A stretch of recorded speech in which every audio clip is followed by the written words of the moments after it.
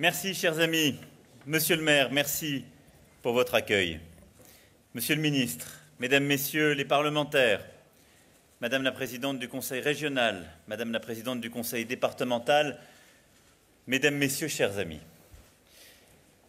On sort toujours revivifié de la visite d'un musée et il n'y a pas tant d'occasions durant un mandat de faire revenir, si je puis dire, à la vie, de réouvrir ainsi un musée comme nous venons de le faire, comme nous sommes en train de le faire. Et vous l'avez parfaitement dit tous les trois à l'instant, parce que les musées concentrent justement dans un espace restreint quelques-unes des plus hautes, des plus belles expressions de la sensibilité et de l'intelligence humaine. J'y reviendrai, mais dans un musée, on y vient pour voir une œuvre, on y vient parfois avec sa classe, certains y viennent contraints, d'autres y entrent par hasard, mais on n'en ressort jamais indemne. Et c'est pour ça que les musées sont si importants, sans doute parce qu'on ne sait jamais véritablement totalement ou qu'on ne peut jamais totalement savoir ce qui nous y attend. Alors, pour que cette expérience puisse être sans cesse renouvelée, encore faut-il que ces expressions de notre humanité, les œuvres, puissent conserver toute leur puissance. Je le disais, un musée n'est jamais innocent, mais ce sont au fond quelques constantes fondamentales. Et votre musée en est l'illustration parfaite. Un musée, c'est d'abord une collection ou des collections. Et le musée que nous venons ensemble de parcourir en est la trace, la force. C'est d'abord un grand musée européen. Ce sont les esthétiques, les courants, les sensibilités de nombre de pays d'Europe, et pas simplement de la France, qui sont ici représentés, contenus, à travers le goût des collectionneurs et des donateurs, à travers les hasards de ces derniers et le travail du temps. C'est ensuite un musée qui retranscrit de l'archéologie et donc de l'Antiquité byzantine jusqu'à la peinture du XXe siècle, l'ensemble de ces sensibilités dans une traversée complète à travers le temps. Complète. Et ce que nous avons vécu ensemble, c'est ce dialogue permanent entre la mosaïque antique, les tableaux de Cranach, marqués, les œuvres contemporaines, exposées comme en miroir. Et c'est cette véritable, et merci infiniment, monsieur le directeur, de nous avoir, je le sais, trop rapidement, et je suis la faute de cette contrainte, fait parcourir un peu de cette épopée. Musée européen donc, musée qui traverse les époques, les sensibilités, et musée collection qui s'est constituée à travers les goûts et les donateurs. Vous les fêtez dès votre atrium, mais je crois que la force, l'originalité de cette collection, de ces collections, c'est d'être l'addition de sensibilité et donc de regards. Et avec ces regards, l'addition d'histoire entre des femmes et des hommes depuis la première donation et l'ouverture du musée en 1694, qui en effet en fait sans doute le plus ancien de France, mais l'addition de ces regards, et qui fait que, en face de nous, nous avons l'un des lieux du pays où il y a sans doute le plus de dessins, et en particulier de dessins du XVIIIe, sans doute légèrement derrière le Louvre, mais ce qui en fait la deuxième collection, des Cranach, je l'évoquais, de manière unique, et parce que ces sensibilités se sont additionnées, parce que ces collectionneurs ont décidé de faire confiance à la ville, et bien d'avoir réussi ici une espèce de trésor encyclopédique de ces sensibilités à travers le temps. Encyclopédique, pas seulement, parce que le dialogue constant, l'écho que les œuvres ont les unes entre les autres, la capacité à marier ces différentes collections et ces différents regards, c'est tout le travail qui a été le vôtre durant les dernières décennies et en particulier durant ces derniers mois, et qui fait revivre ces collections très différemment. Où les talents du pays, et je fais ici évidemment en référence à Courbet ou à Gigou. Les grands collectionneurs, le même Gigou, comme Pierre-Adrien Paris et tant d'autres, se mêlent, s'entremêlent, pour donner à voir justement une collection unique en ce qu'elle n'a rien de conventionnel, en ce qu'elle n'est pas l'expression d'un choix d'aujourd'hui ou d'un goût du moment, mais de l'addition de goûts successifs d'amateurs, de collectionneurs, d'amis d'artistes ou d'artistes qui ont décidé à un moment donné, ici, de les donner et de les voir exposés.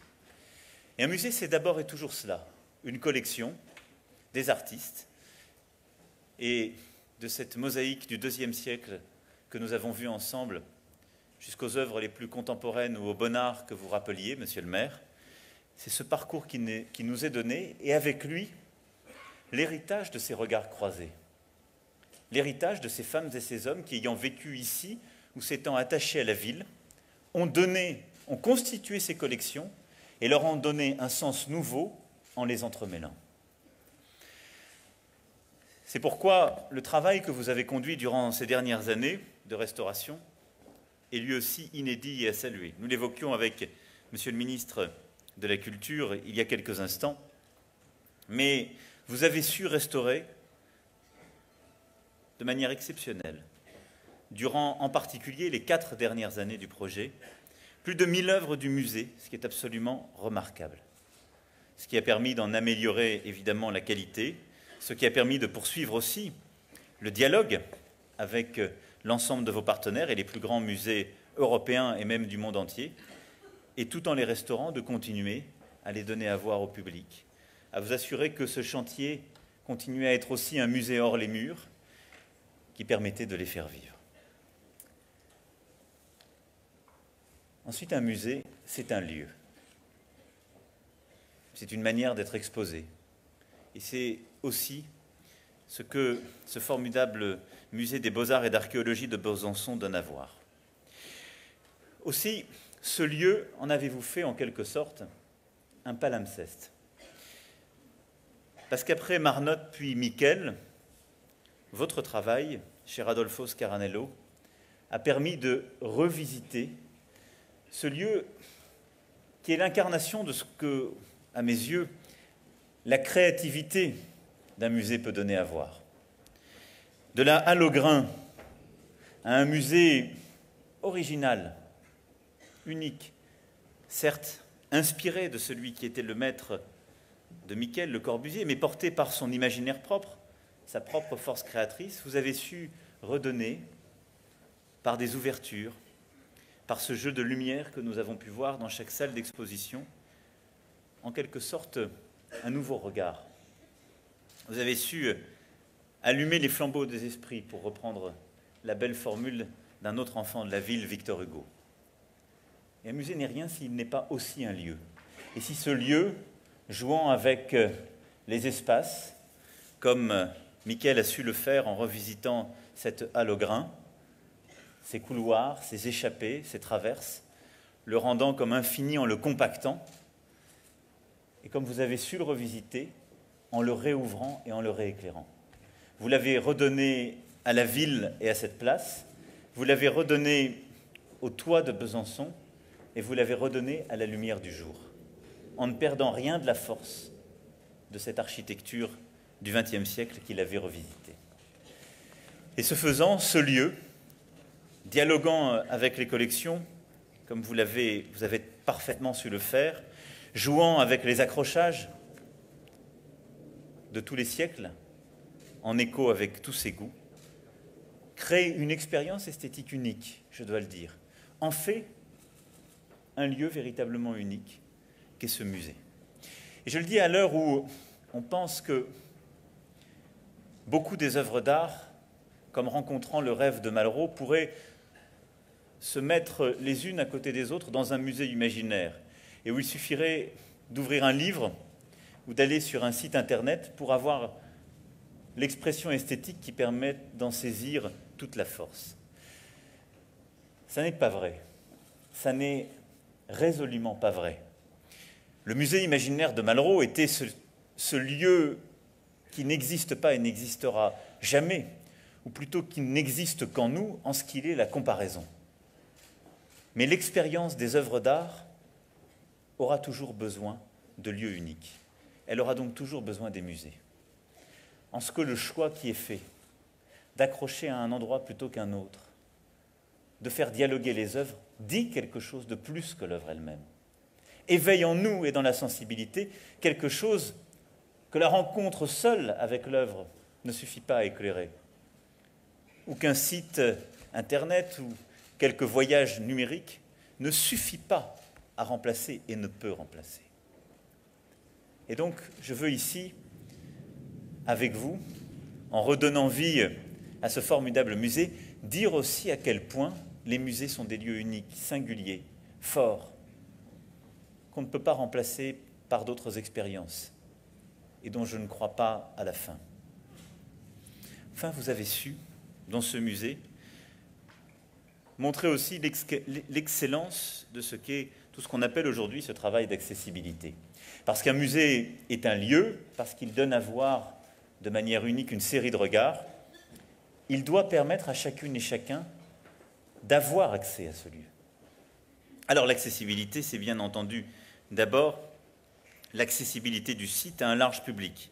Et je veux ici saluer toute l'équipe du musée, l'ensemble de vos services, il s'agisse de ceux des collectivités comme de l'État, pour améliorer l'accessibilité du bâtiment aux personnes à mobilité réduite. Mais je pense aussi aux formes d'accueil pédagogique, aux supports que vous avez conçus pour permettre au public non francophone, aux familles, aux groupes scolaires de mieux appréhender les œuvres, pour utiliser davantage et mieux le numérique, pour permettre aux personnes aveugles, là aussi, de se repérer et de participer à cette expérience sensible. Je crois très profondément dans cette mission d'accessibilité parce que je crois tout à la fois à la création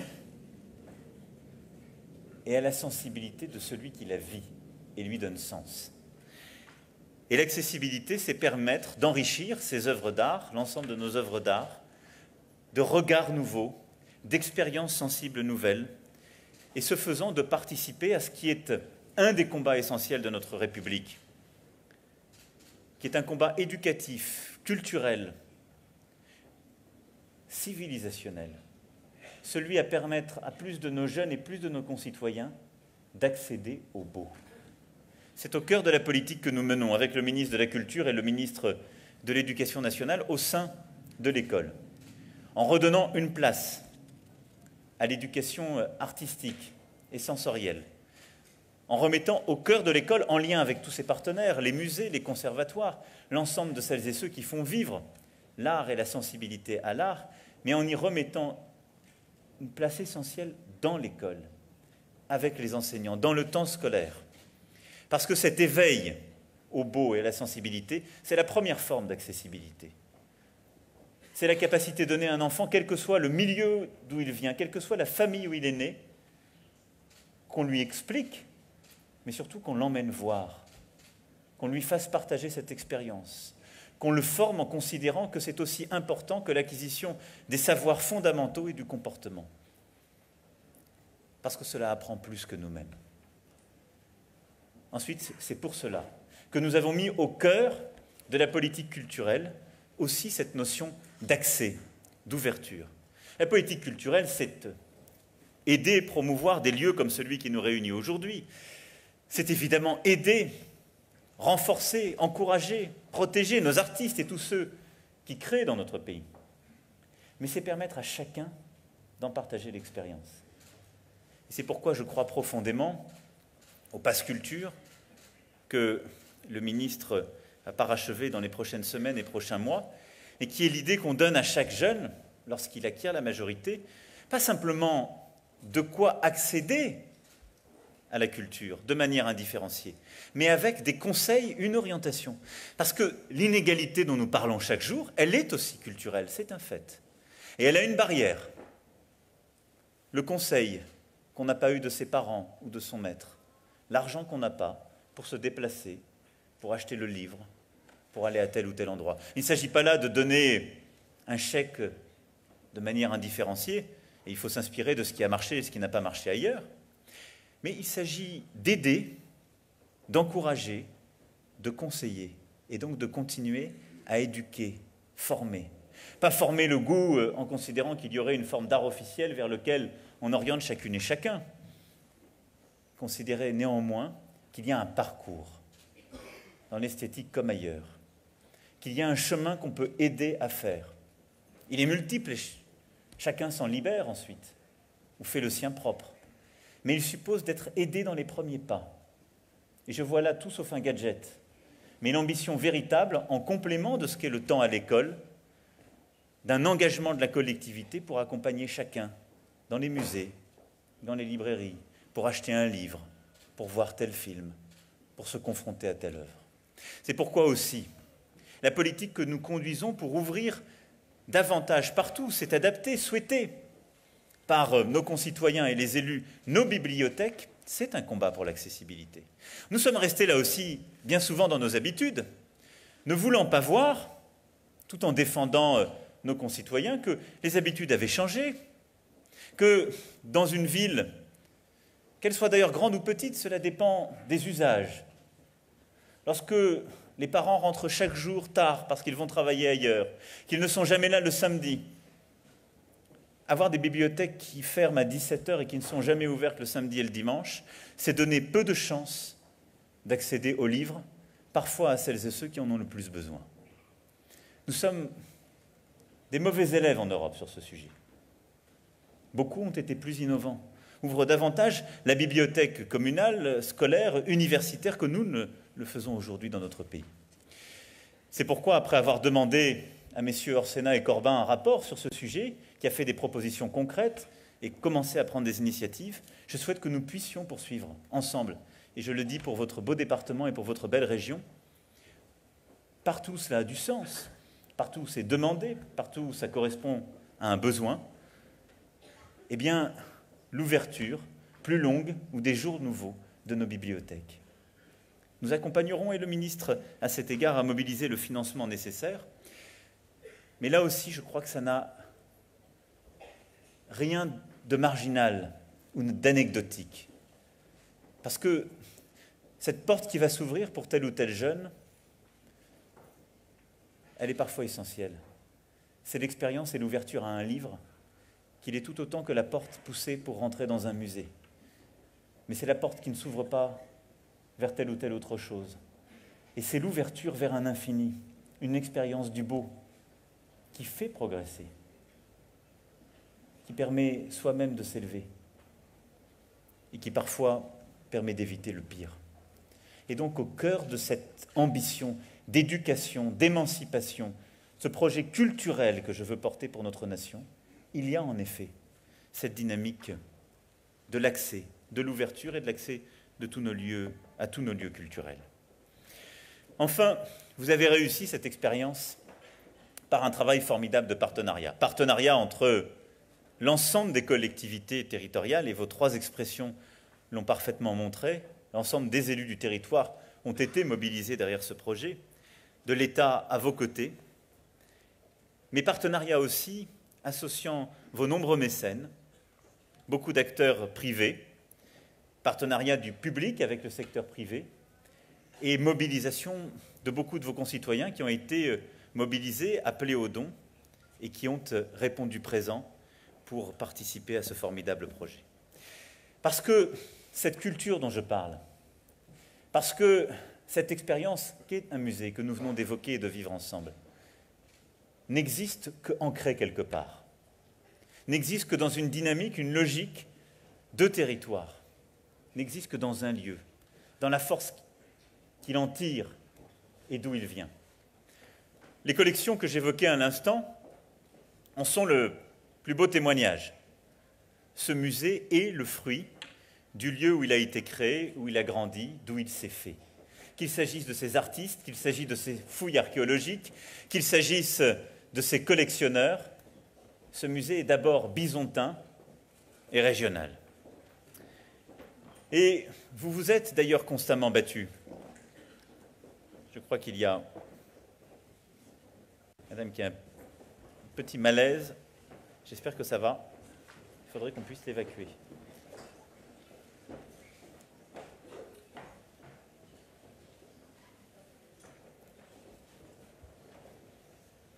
Tenez.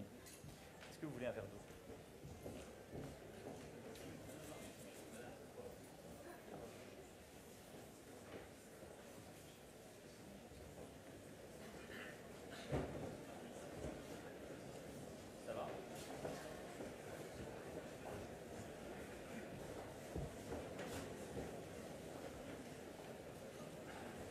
Je vous rassure, je pense que ça n'est pas grave. C'est un petit malaise, mais madame repart en marchant. Voilà. Sans mauvais jeu de mots.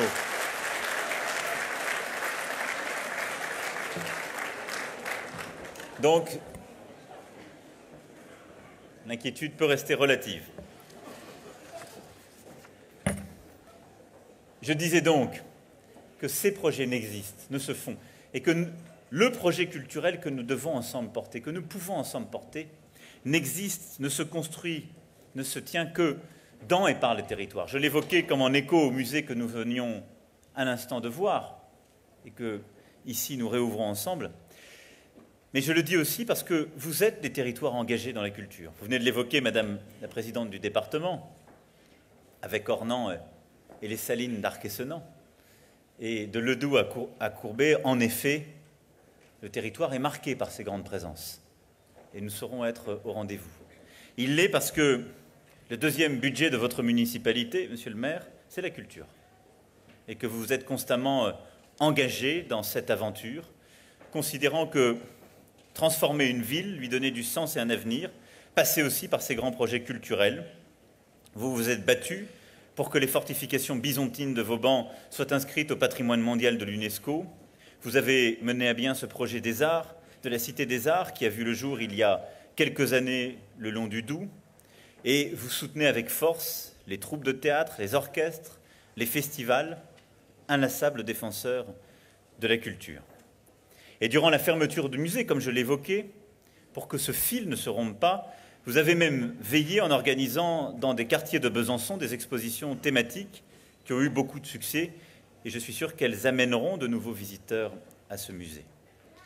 Mais je veux dire ici aussi plus largement, et vous l'avez évoqué, Madame la Présidente, que toute la région a une place très particulière dans cette ambition culturelle et continuera de l'avoir. Je salue l'engagement de votre région en la matière et l'État l'accompagnera. Toute la région vit au rythme de la culture. Vous avez rappelé votre engagement. Et je sais aussi que si nous ouvrons aujourd'hui le musée des Beaux-Arts et d'Archéologie de Besançon, celui de Dijon est lui-même en rénovation. Il rouvrira au printemps prochain. Et du musée à l'opéra, en passant par le consortium, les engagements seront nombreux, qui mobiliseront aussi l'État à vos côtés, pour que la vitalité du territoire tout entière se poursuive et pour que, au-delà de la réouverture prévue au printemps prochain, l'envergure nationale européenne de toute la région et de toute cette dynamique culturelle soit non seulement maintenue, mais renforcée. Parce que, quand je dis que je crois profondément au fait que notre politique culturelle s'ancre dans un territoire, s'ancre dans une ville, une région, une identité, c'est parce que je crois profondément que nous ne pouvons pas expliquer à nos concitoyens qu'en quelque sorte l'accès à l'art et l'art le plus beau serait réservé à quelques sites et que ces sites seraient pour toujours réservés à Paris. Non.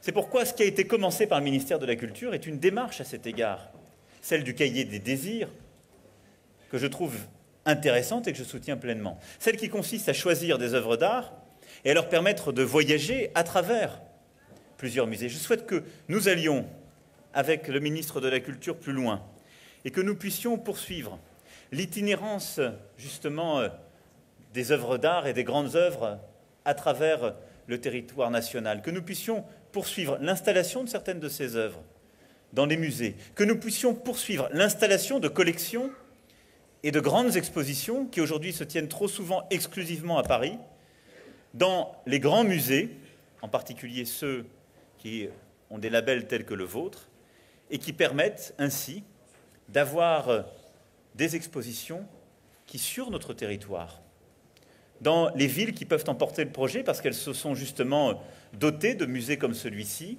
et d'une véritable ambition, pourront continuer à rayonner et à habiter le territoire dans son ensemble. Et donc, à ce titre, je souhaite que nous poursuivions cette logique d'ancrage, d'installation dans nos territoires de cette ambition. Mais parce que, au-delà de la simple exposition, je considère que ce que nous devons arrimer à ces musées, à nos musées, ce que nous devons arrimer à cette logique de territoire, c'est la capacité à créer une dynamique de création. C'est-à-dire, c'est la capacité à faire vivre, installer, mettre en valeur, faire travailler des artistes sur le territoire. Ce que vous avez commencé à faire et illustrer parfaitement dans votre musée, c'est ce que je souhaite que nous puissions généraliser, c'est-à-dire multiplier les ateliers d'artistes, les expositions temporaires, et permettre, au-delà de l'ouverture ou de la réouverture d'un musée, eh bien, de faire vivre des artistes sur le terrain. Et votre région, là aussi, en est l'illustration parfaite, vibrante. Et la présence de nombreux artistes contemporains parmi nous en est le meilleur témoignage. Rouvrir un musée, ça n'est pas simplement rouvrir un lieu qui devrait être, entre guillemets, passif, mort, muséifié, comme on l'a laissé entrer dans, en quelque sorte, notre langue. C'est ouvrir un lieu de circulation des regards, de circulation des créations, et permettre à des artistes contemporains d'y exposer, de le transformer, d'y apporter leur propre regard, d'y apporter leur propre sensibilité, de créer autour de ce musée, de créer autour, en contrepoint. Et comme cela a été fait dans plusieurs autres lieux du territoire, eh bien, de montrer parfaitement que ces lieux d'exposition sont aussi en dialogue avec ce qu'est la création. Et c'est pourquoi, ce à quoi je crois profondément, c'est que notre politique culturelle doit cesser d'opposer cette politique de l'accès à la politique de la création. Les deux se rejoignent profondément. Elles ne sont que le croisement de ces esthétiques, que la capacité à réinventer des lieux, des places, un temps, un regard. Et donc, ce que je souhaite pour ce musée, Monsieur le maire, qui est aujourd'hui inauguré et recréé en quelque sorte, c'est qu'il devienne aussi non seulement un lieu exemplaire d'accès, mais un lieu de création nouvelle, un lieu d'innovation, un lieu de création artistique contemporaine véritable. Comme nos opéras sont à redevenir des lieux contemporains de création, d'écriture, d'invention. Comme tous les lieux où l'on a simplement, pendant trop d'années, voulu dire « ceci est un lieu où l'art du passé a le droit d'être présent », soit en même temps un lieu où l'on puisse dire « les artistes contemporains y ont leur place » pour voir, transformer, créer et se donner à voir. Et cette ambition profonde, celle de la place que dans nos territoires, notre politique culturelle doit avoir, est un de nos défis des prochaines années. Nous avons, après les deux temps extrêmement forts que notre pays a vécu, dans les années 60, avec, on le sait, la création des maisons de la culture, des centres dramatiques et d'une vraie politique de décentralisation, le début des années 80 avec une politique très forte allant à nouveau en ce sens, nous avons aujourd'hui à inventer, penser ensemble, une nouvelle politique culturelle qui, sur les territoires, réinventera des dynamiques propres et reposera sur cette ambition tout à la fois de l'accès, de l'émancipation de tous les publics par l'art et la revitalisation de la créativité, la reconnaissance pleine et entière de nos artistes contemporains et la vitalité qu'on doit donner partout dans notre territoire à l'art d'aujourd'hui. Voilà, mesdames et messieurs, quelques convictions que je voulais partager avec vous et quelques convictions que je retrouve comme en synthèse dans ce que représente et ce qu'est aujourd'hui le musée des Beaux-Arts et d'Archéologie de Besançon. Il est ce voyage unique, il est ce lieu singulier que j'évoquais, qui est le fruit de croisements de regards, de la volonté d'hommes et de femmes. Et en inaugurant aujourd'hui avec vous ce musée, il est aussi une pierre pour vous dire l'ambition qu'avec le gouvernement et tout particulièrement le ministre de la Culture, nous voulons porter pour le pays, avec vous. C'est une ambition pour toute la nation, mais c'est une ambition dont notre pays a aujourd'hui profondément besoin, tant ce combat est au cœur de celui que nous devons mener en France comme en Europe. Je vous remercie.